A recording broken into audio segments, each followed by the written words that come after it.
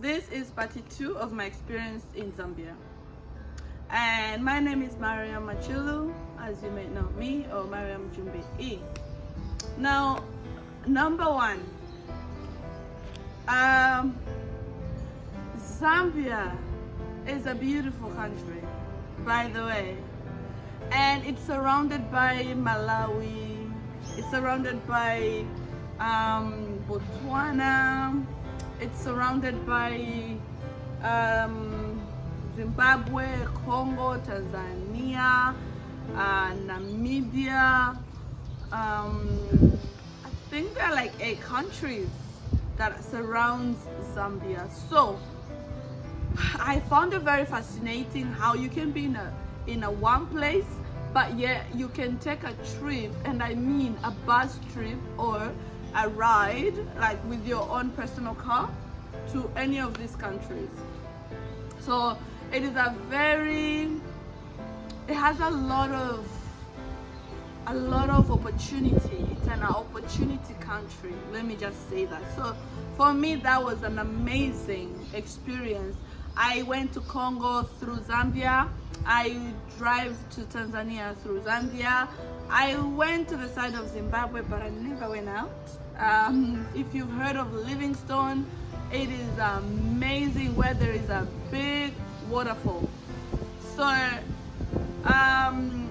the opportunities there, they are endless. Number 2, tourist attractions. Okay, for me, I found okay, sorry, I'm trying to put the baby to sleep. I found Zambia to have a lot for tourists to see.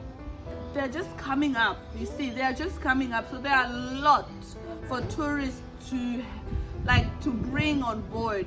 There are a lot for tourists to bring on board. Forget about the sightseeing and also the Livingstone tourist attractions. But all I know is that there are few tourist attractions that you can Google and you'll be happy you did travel to Zambia. The animals, we went, I didn't really walk with the lions, but my husband and families, they did walk with the lions. So you can walk with the animals, yes you can, in Livingstone, by the way. Number 3 was the traditional food. Okay, Zambia might not have a variety of food, but they do have nice food with what they have. There are some of the traditional food that I couldn't eat because I couldn't change it to how I want to make it. And this is chikanda. It's made by peanut. Yes, it kind of comes in like a cake size, big though, and a bit, it's not hard. I don't know how I can call it. For me, I found it a bit too soft and too watery. So I wish it was a bit hard or a bit flaky, but it wasn't. So for that reason, I didn't enjoy it much, but it's nice and it's talked a lot. By the way, Chibwantu, yes baby, sleep baby, sleep baby. That's our song, by the way. So for me, I really found Chibwantu to be my best and favorite drink. Not until I got pregnant and my child just rejected it. So my pregnancy didn't want Chibwantu anymore, and that's how I reduced drinking it. I'll sneak Chibwantu in my room so that I don't share it with anybody else, because that's how badly it was nice. Number 4, like the other day I said people are nice, but I wasn't very specific, was I? People are so nice. I remember the first time I went to Zambia. The first time I went to Zambia, I was welcomed by a friend of mine where I was staying. She's a friend of mine now. And I remember her kneeling down, like she was kneeling down just to save me. And for me, that was a whole new level of hospitality. They have an amazing hospitality, amazing respect. Of course, there's always those who ruin the country. There's always those who are so ambitious, but generally they are amazing. Yes. And I enjoyed living in Mazabuka, by the way, because it feels like you are free.